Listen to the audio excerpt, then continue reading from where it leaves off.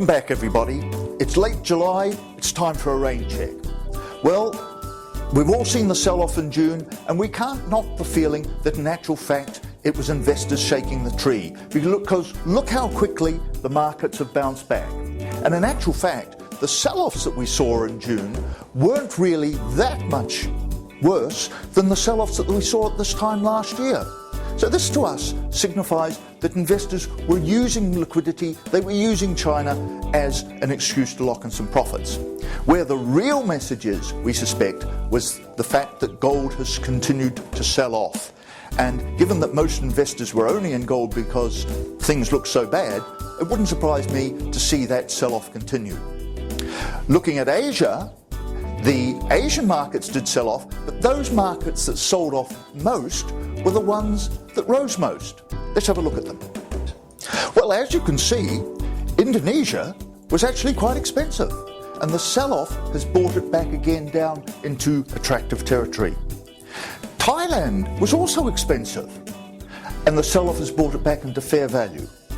And in the real expensive territory was the Philippines, and that's still up there. Doesn't mean to say it will fall, it could probably rise in line with the profits forecasts, but the message is very clear. The Asian markets that sold off most were the most expensive.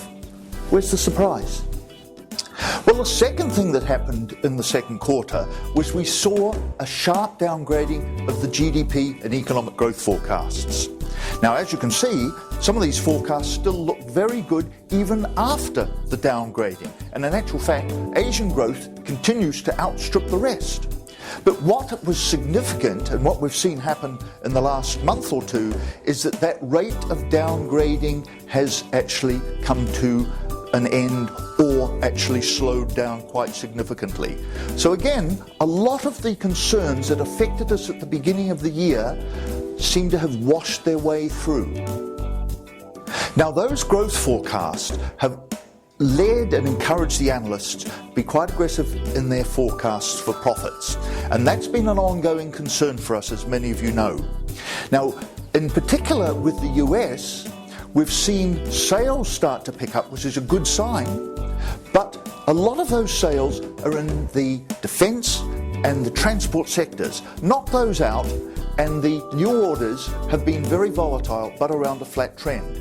So even though we're now starting to see the declared profits pick up, that trend will be highly dependent on sales continuing to rise, and at the moment there's question marks over that. However, I'm quite sure, and we'll talk about it in a minute, that investors will want to focus on this in the immediate future. When we look at Asia, the picture is more stark. We can see that sales have risen quite sharply, but at the same time, we can see that the earnings forecasts haven't risen in line with the sales. And this has been a major concern for our fund managers for the last couple of months.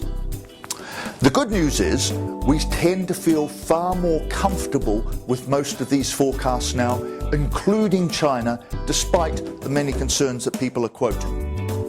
Now, the big issue, of course, that everybody's concerned about is an end to quantitative easing. But we think there's a long way to go before liquidity becomes an issue, and that's what we're trying to show on our next chart. As you can see, the level of liquidity that the Fed is pumping into the economy is still rising, despite fears of tapering. We can see that there is some contraction of liquidity in Europe as the banks repay their loans to the European Central Bank. Britain's stable, but look at the new player on the block, Japan. And Japan has only just started to inject liquidity into the system. When we look at the combined effect of all of these, you can see that liquidity is still continuing to rise, and it will do for some time yet, we suspect. Now, all of this, of course, has implications for the bond market, but even the bond market really only retreated to first base and didn't look as though it was really hell-bent for a big sell-off. If you look at US Treasuries, yields merely rose to where they'd been.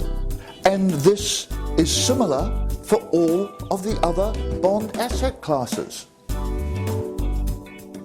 So let's start to focus on markets. And clearly the first market that everybody's interested today, because of the healing economy, is the US. And as you can see, US valuations have risen up to their long-term trend, and then the market has tended to stall. The question on everybody's lips is, are the conditions in place for valuations in the US to rise back to where they were before the crisis hit in 2007-2008? We suspect that there's a big question mark over this, which is why we're tending to play the US market via high yield still, rather than equity. But other investors are not so sure. So it wouldn't surprise us to see continued strength, at least for the immediate future, in US equities. Well, what about within Asia? Well, if you look at the valuation of Asia's two major markets, China and India, you can see that valuations look very attractive indeed. China again in the very attractive area, and India in the good, attractive area as well, almost down there. What's missing at the moment is the trigger, and quite conceivably, as the US slows down, and particularly if we get some good advances in the next plenary session in China, which is slated to be in October, that could be the trigger to see some action in that market. One to watch. And what about the other Asian markets? Well, if you look at the ones that we haven't already talked about, with only one exception, they all look attractively valued.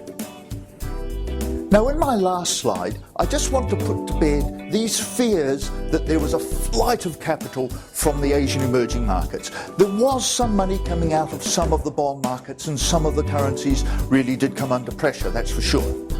But when we look at the impact on the equity market, look at the story. These charts show the net foreign purchases of Asian equities. And as you can see, the selling in June hardly registers on some of these charts. So we're very firmly in the camp, despite what you've read in the newspapers, that the emerging Asia story is not over. So, in a nutshell, we think the June sell-off was merely investors shaking the tree, looking for reasons to take profit. We think that the liquidity story is not over. There's still plenty of liquidity out there, and it'll be a while before that leads through to rising interest rates. We think that the cut in the growth forecasts has come to an end, and forecasts are now stabilizing. We've still got some concerns over the profits, however, but nevertheless, in most instances, valuations, particularly within Asia, still look very attractive. And that's the weather forecast. We'll see you again next time.